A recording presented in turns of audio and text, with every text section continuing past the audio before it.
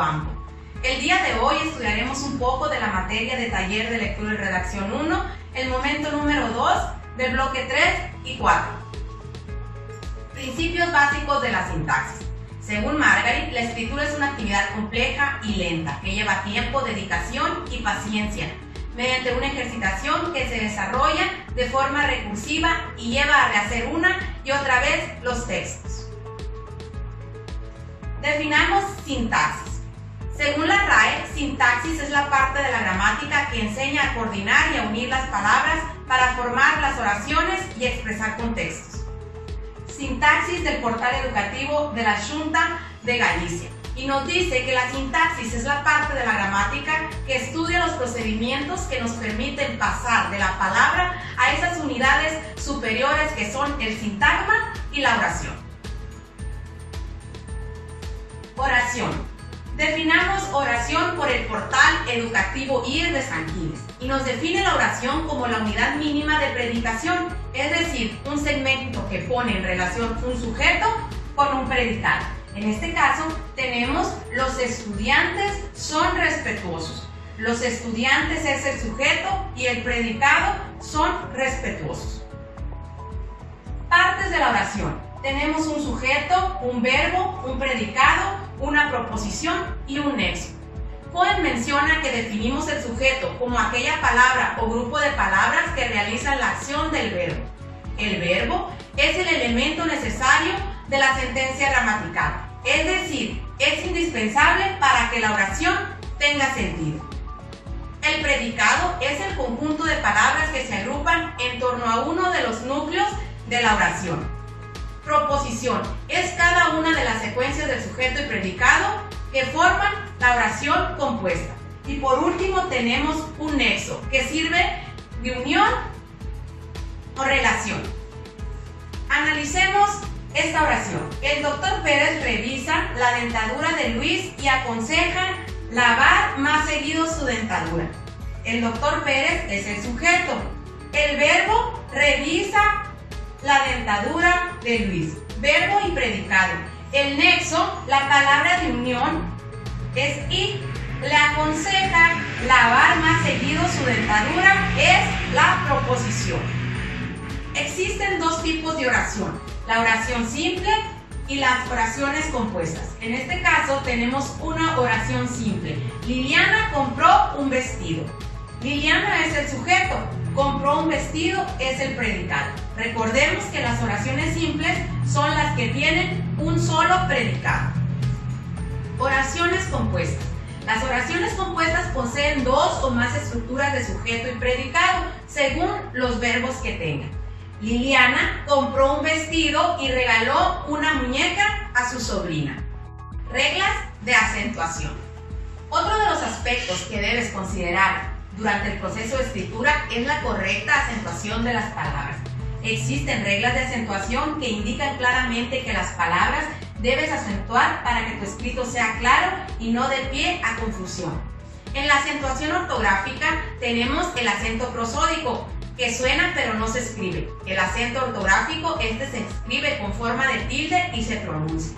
La sílaba tónica es aquella en la que hacemos mayor énfasis de la voz. Pero para que identifiques la sílaba tónica en las palabras es necesario que recuerdes la clasificación de estas según su acento.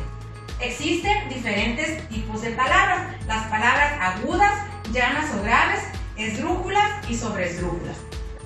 Las palabras agudas son las cuya sílaba tónica es la última. Se acentúan cuando terminan en vocal o en las consonantes N o S.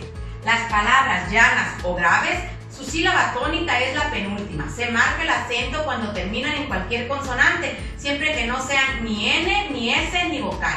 Las palabras esdrújulas son cuya sílaba tónica es la antepenúltima. Se acentúan siempre. Las sobresdrújulas tienen su sílaba tónica antes de la antepenúltima. También se acentúan siempre. Propiedades de la redacción. Conozcamos el concepto de redacción. Este se define como la estructuración de ideas claras, concretas y correctas. Implica un bagaje cultural amplio, lectura de diversos temas y sobre todo conocer y aplicar las llamadas propiedades de la redacción. Coherencia.